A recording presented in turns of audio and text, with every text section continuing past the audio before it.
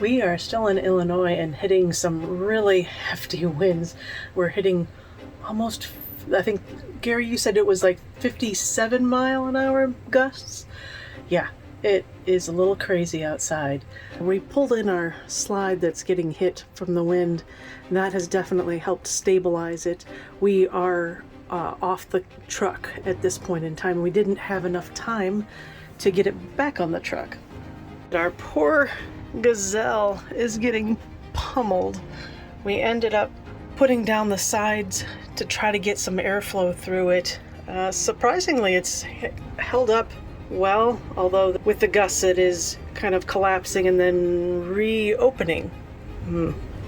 We were debating about whether we should have taken that down, but all of the stuff in there would have gotten soaked or blown off into some other campsite.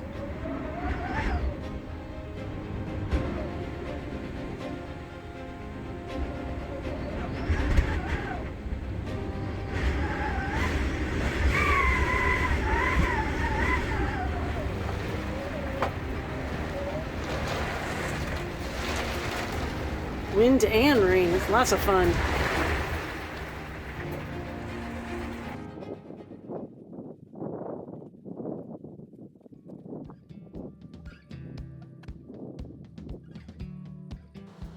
The following day was beautiful in comparison. The wind was down enough to allow us to turtle and move to another site. We decided to move before our 14-day limit since we were taking our truck in for service.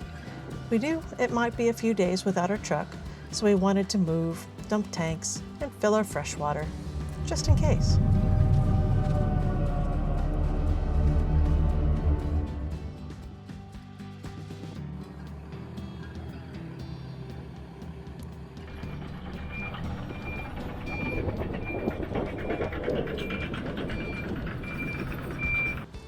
In our previous loading and unloading video, I figured out that I wasn't raising the camper high enough because of my fear of making the camper too stilty. I ended up making Gary stop many more times than necessary.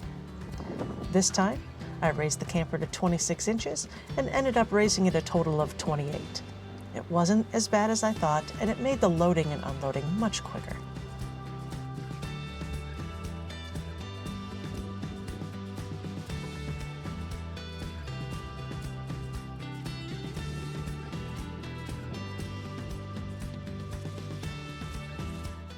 Hello. Well, we've had an interesting change of events recently. And you can tell, again, this is not our vehicle. We ended up taking our truck in because we had a little bit of just a weird clunking noise and some other warranty issues that we wanted to take care of. And we found out that our EGR valve had a small leak, which unfortunately means that we are stuck in our current location for several weeks. Parts are still in short supply these days. And without a truck to handle that massive beast there, the camper, not Gary, we needed to come up with a different way to get water and dump our tanks. We're in a campground right now that has the water shut off except for one spigot. So I think we've got a plan there. But our recent purchase has been one of those Rhino black tank holder thingies. And Gary's going to take us through that. You know, the joys of being full-time.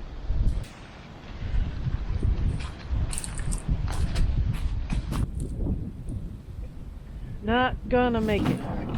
We are using a clear one just so we can see in to see how full it gets. It's a 28-gallon tank and we're maybe about 60% full. I think we've got a 32-gallon black tank, so I think this time this will fit well.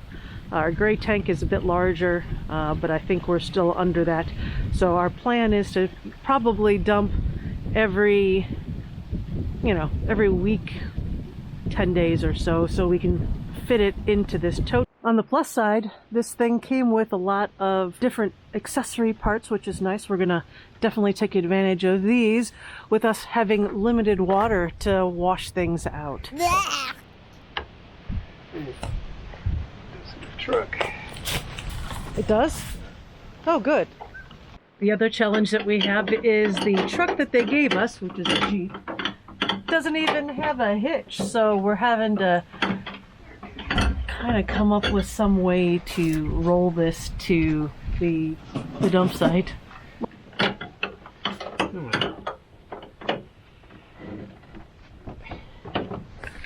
Did I say it was 22 degrees outside? Wind chill's like equivalent to like 6 degrees, so it's friggin' cold. Okay, truck for you. Alrighty.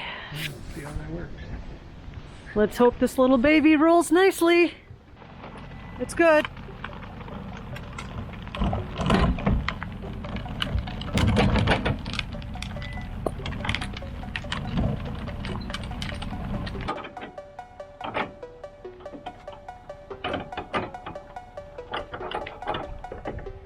Sure, just a lot easier to mow.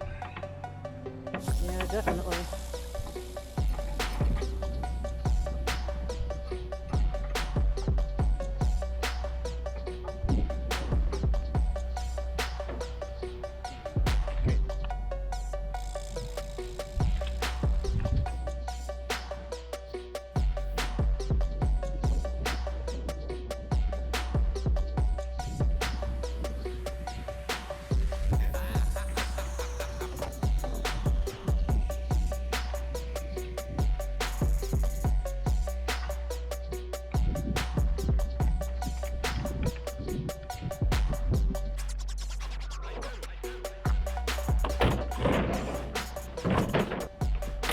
Okay, take 2. Great tank.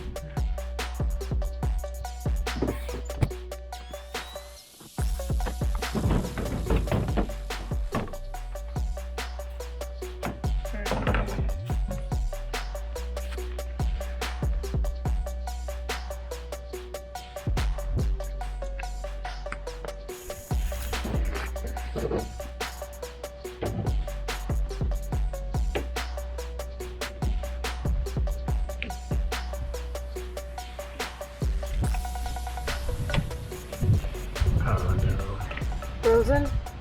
Here now, let it flow, let it flow, let the water run pure and clear. Let it Okay, I'll go get the hair dryer.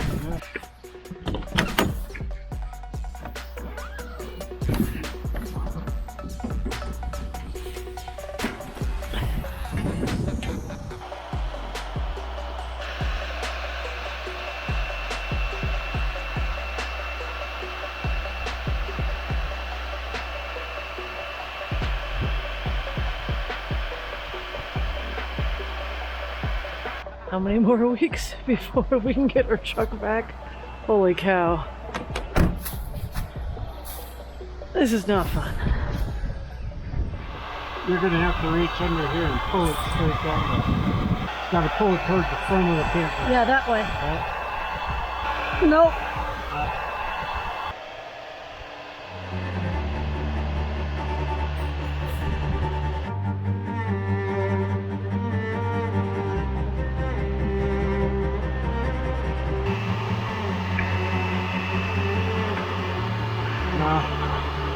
No.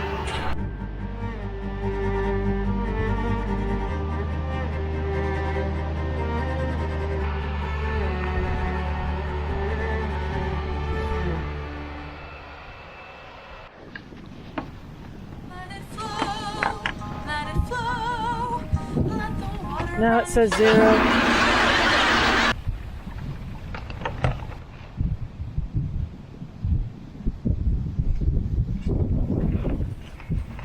Shorter hose marks. Yeah, it would, but you know. Best to just. Well, the only benefit is it builds up in here, cleans the hose. Yeah, it does. Alrighty. Alright, once again. Okay. one of the things that we're taking advantage of, since we're sitting in a place for a couple of weeks, is that we've joined a gym, which has helped us get out and go to the gym, but also we're using that to do showers, so our gray water is a lot less than normal, which is probably very beneficial given our current situation. We're gonna have to fix this gray water valve issue before we go through any major cold stamps like below zero. So once you take it off of that one, and there's still a little bit Off of the side. of the gate valve, and there's still a little bit in there, you can just dump it out this way. And it gets the remainder out of the bottom of the tank. Here we go. Some of the real smaller ones don't have that bottom option. Doesn't go all the way to the bottom. Yeah. We're gonna save water for another day. Finished. For now. Done for the day, clean the poop out. And thanks for stopping by. If you like this video, please hit that like and subscribe button. We're very small fish in the YouTube ocean, and your help matters. See you next week.